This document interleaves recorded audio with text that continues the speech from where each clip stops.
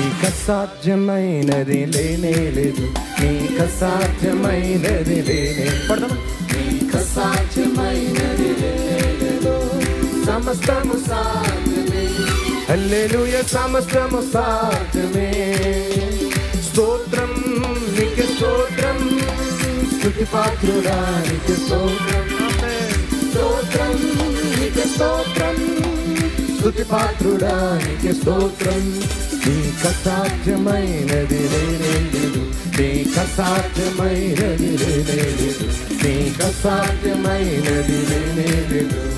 సమస్తము సాధ్యమే, హల్లెలూయా, సమస్తము సాధ్యమే. చెప్పలు కూడా పాడాలందరూ దేవుని మందిరంలో ఆయన మహింపరుస్తూ ఘనపరుస్తూ పాడాలి.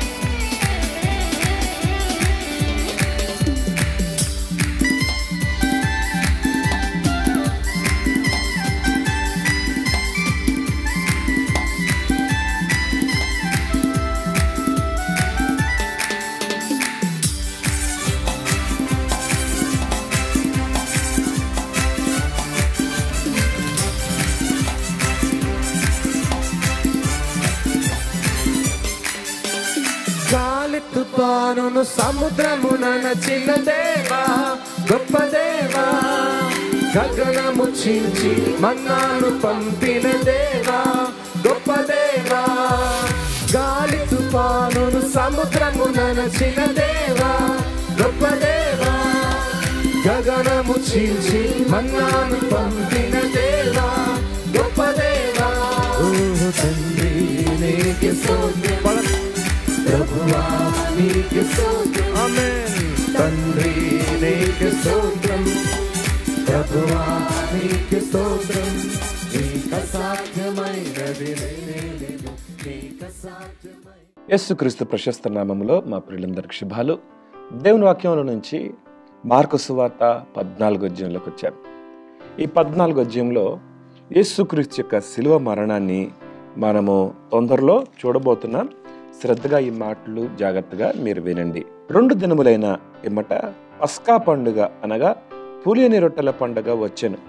అప్పుడు ప్రధాన యాజకులను శాస్త్రులను మాయోపాయము చేత ఆయన్ని ఎలాగు పట్టుకొని చంపుదమా అని ఆలోచించుకొని చుండిరి గాని ప్రజలలో అల్లరి కలుగునేమో అని పండుగలో వద్దని చెప్పుకొనిరి. యేసుక్రీస్తుని చంపాలి అని ఆనాటి మతనాయకులు, పెద్దలు, శాస్త్రులు, ప్రధాన యాజకులు అందరూ ఏకమైనట్లుగా మనం చూస్తాం. వాస్తవానికి పరిసయ్యులకి సద్దుకేయులకి పడదు, కానీ వీరిద్దరూ యేసుప్రభుని చంపడానికి ఏకీభవించారు. సద్దుకేయులలో నుండి ప్రధాన యాజకుల్ని రోమీయులు ఏర్పాటు చేస్తారు. సద్దుకేయుల నుండి వచ్చిన వారన్నమాట. అలాగే శాస్త్రులు, పరిసయ్యులు వీరు ఒక సిద్ధాంతాన్ని నమ్ముతారు, సద్దుకేయులు మరో సిద్ధాంతాన్ని నమ్ముతారు. వీరిద్దరికి శత్రువు యేసుప్రభు ఒక్కడే కనుక ఈయన ఎలా చంపాలి అని ఆలోచన చేస్తున్నారు. పస్కా పండుగ సమీపించింది. 2 రోజుల పస్కా పండుగ. అందరూ యెరూషలేములో గుంపులు గుంపులుగా ప్రజలు వచ్చేసారు. వాస్తవానికి పండుగలో సహజంగా ఉండే సభ్యుల కన్నా ఆ పండగ పూట ఎక్కువ మంది ఉంటారు. ఉదాహరణకి ఒక 50,000 మంది ఆ యెరూషలేం పట్టణంలో ఉన్నారనుకోండి. పస్కా పండుగ సందర్భంగా 2,50,000 మంది ఉండేవారనమాట. 50,000 అక్కడ, 2,50,000 అక్కడ. పండుగ అంతా ఈ యెరూషలేము వీధులు కిటకిలాడుతుండేవి. చాలా వ్యాపారం జరుగుతుండేది. గుంపులు గుంపులుగా ప్రజలు ఉండేవారు. పస్కా పండుగ యూదులకి చాలా ప్రాముఖ్యమైన పండుగ. ఎందుకంటే ఐగుప్తు నుండి వారు బయటికి రావడానికి ఈ పస్కా పండుగ వారి జీవితంలో మరెన్నడూ మర్చిపోకుండా జ్ఞాపకార్థంగా ప్రతి సంవత్సరము పస్కా పండుగను ఆచరించేవారు. పస్కా పండుగను ఆచరిస్తూ పులియని రొట్టెల పండుగ కూడా ఆచరించేవారు. పస్కా పండుగ వారి విమోచనను జ్ఞాపకం చేస్తే, అంటే ఐగుప్తులో ప్రతి జ్యేష్ఠ కుమారులు మరణదూత చేత సంహరించబడ్డారు. కానీ ఇశ్రాయేలీలో ఎవ్వరూ చనిపోలేదు. కారణం ఏంటంటే ఒక పశువుని వధించి దాని రక్తాన్ని వారి ద్వార కమ్మల మీద, గడపల మీద ఆ రక్తాన్ని ముద్రగా ఉంచినందున మరణదూత ఆ ఇంటిని దాటి వెళ్ళిపోయింది. సంహార దూత దాటి వెళ్ళిపోవటం ద్వారా ఇశ్రాయేలీలు రక్షించబడ్డారు. అది వారు ఎప్పటికీ గుర్తు చేసుకోవడానికి పస్కా పండుగను ఆచరిస్తుండేవారు. వారి పిల్లల పిల్లలకి చెప్పేవారు, ఇదిగో ఈ పస్కా పండుగ యొక్క ఉద్దేశం ఏంటో తెలుసా? ఒకప్పుడు ఐగుప్తులో అందరింట్లో మరణం వచ్చింది, కానీ ఇశ్రాయేల్ ప్రజల మధ్యలో మరణం రాలేదు. కారణం, మనము రక్తాన్ని ఆశ్రయించాం. గొర్రె పిల్లో లేక మేక పిల్లో ఆ రక్తాన్ని మన ద్వార బంధకముల మీద ఉంచటం ద్వారా మరణదూత నుంచి తప్పించబడ్డాం. కాబట్టి ఇది మన విమోచన దినం, ఇది మన విడుదల దినం అని అదొక పండుగగా ప్రతి సంవత్సరము యూదులు ఆచరించేవారు. అంతేకాకుండా వారు పులియని రొట్టెల పండుగ, అంటే ఆ వారం రోజుల పాటు పులిసిందేది వారి ఇంట్లో ఉండకూడదు. పులిసినది ఇది పాప జీవితాన్ని సూచిస్తుంది.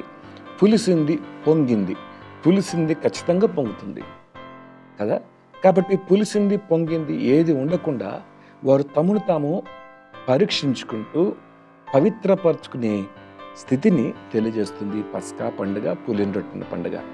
అయితే వీరు ఇది ఆచారంగా ఆచరిస్తున్నారు, కానీ వారి హృదయంలో ఉన్న పాపాన్ని తీసుకోలేకపోతున్నారు.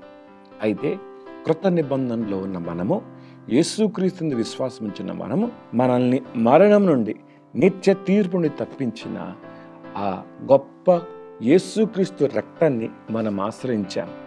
అందుకని ప్రతి ఆదివారము ప్రభు శరీరాన్ని, ప్రభు రక్తాన్ని సమీపిస్తాం.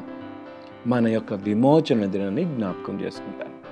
అంతేకాకుండా మనలో పులిసింది ఏది ఉండొద్దు. పులిసిన విషయాన్ని ఒక వచనాన్ని మీ బైబిల్లో చూపిస్తాను. 1 కొరింథీ పత్రిక 5:6 మనం చూస్తాం. మీరు అతిశయపడట మంచిది కాదు. పులిసిన పిండి కొంచెమైనను ముద్దంతయు పులియజేయనని మీరు ఎరగరా? మీరు పులిపిండి లేనివారు గనుక కొత్త ముద్ద అవుటకై ఆ పాతదైన పులిపిండిని తీసి పారవేయుడి. అంతేకాక క్రీస్తు అను మన పస్కా పశువు వధింపబడెను కనుక పాతదైన పులిపిండితోనైనను దుర్మార్గతయు దుష్టత్వమునను పులిపిండితోనైనను కాకుండా నిష్కాపట్యమును సత్యమును పులియని రొట్టెతో పండుగ ఆచరించము. పాపాన్ని మన నుంచి తొలగించుకోవాలి.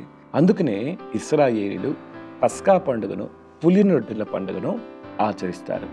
ఇప్పుడు మనము ఆ ప్రత్యేకమైన పండుగ దినాలను ఆచరించాల్సిన అవసరం లేదు, కానీ యేసుక్రీస్తు మనము మరణించడానికి బదులుగా యేసుప్రభు మరణించాడు, ఆయన మన కొరకు పస్కా బలిగా వధించబడ్డారు అని గుర్తించాలి.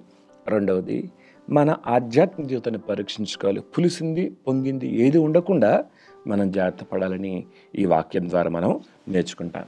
సరే, మెట్టుకు యెరూషలేములో ఈ పండుగ నిమిత్తము 50,000 ఉండవలసిన వారు 2,50,000 మంది ఉన్నారు కనుక ఇంతమంది ముందు యేసుప్రభుని పట్టుకుంటే పట్టణం అంతా గందరగోళం అవుతుంది, అల్లరి కలుగుతుంది, ఈ పండుగలు వద్దు అని అనుకున్నారు.